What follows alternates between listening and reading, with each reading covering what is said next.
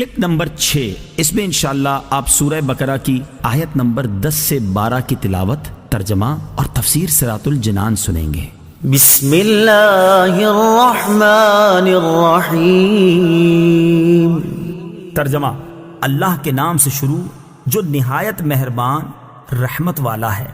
فی قلوبہم مرض فزادہم اللہ مرضا ولہم عذاب علیم بما کانوا یکذبون۔ ترجمہ: ان کے دلوں میں بیماری ہے تو اللہ نے ان کی بیماری میں اور اضافہ کر دیا، اور ان کے لیے ان کے جھوٹ بولنے کی وجہ سے دردناک عذاب ہے۔ فی قلوبہم مرض، ان کے دلوں میں بیماری ہے۔ تفسیر صراط الجنان میں ہے، اس آیت میں قلبی مرض سے مراد منافقوں کی منافقت اور حضور پرنور صلی اللہ تعالی علیہ وسلم سے بغض کی بیماری ہے۔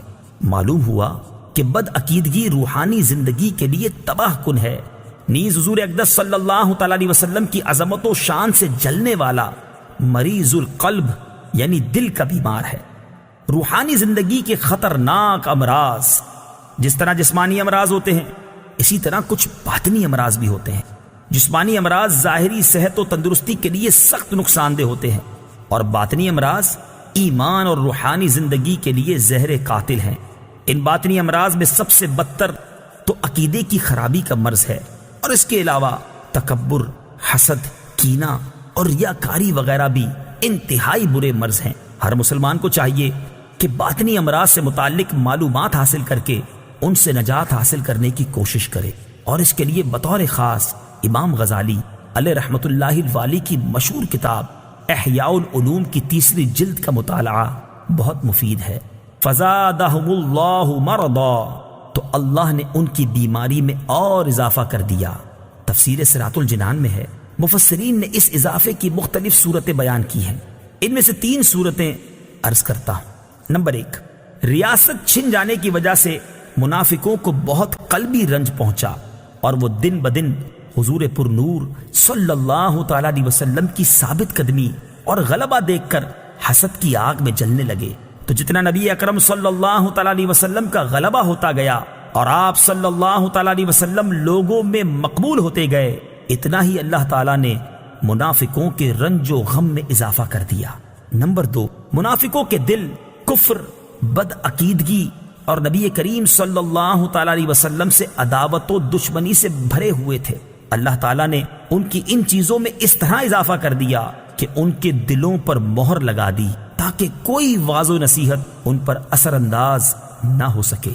نمبر 3، جیسے جیسے شرعی احکام اور نزول وحی میں اضافہ ہوا اور مسلمانوں کی مدد و نصرت بڑھتی گئی، ویسے ویسے ان کا کفر بڑھتا گیا، بلکہ ان کا حال تو یہ تھا کہ کلمہ شہادت پڑھنا ان پر بہت دشوار تھا، اور اوپر سے عبادات میں اضافہ ہو گیا اور جرموں کی سزائیں بھی نازل ہو گئیں، جس کی وجہ سے یہ لوگ بہت بے چین ہو گئے۔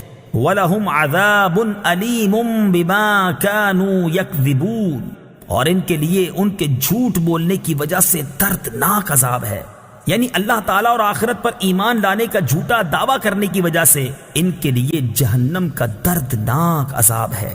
وَإِذَا قِيلَ لَهُمْ لَا تُفْسِدُوا فِي الْأَرْضِ قَالُوا إِنَّمَا نَحْنُ مُصْلِحُونَ أَلَا إِنَّهُمْ هُمُ الْمُفْسِدُونَ وَلَكِنْ لَا يَشْعُرُونَ۔ ترجمہ: اور جب ان سے کہا جائے کہ زمین میں فساد نہ کرو تو کہتے ہیں ہم تو صرف اصلاح کرنے والے ہیں، سن لو بے شک یہی لوگ فساد پھیلانے والے ہیں، مگر انہیں اس کا شعور نہیں۔ لا تفسدوا فی الارض، زمین میں فساد نہ پھیلاؤ۔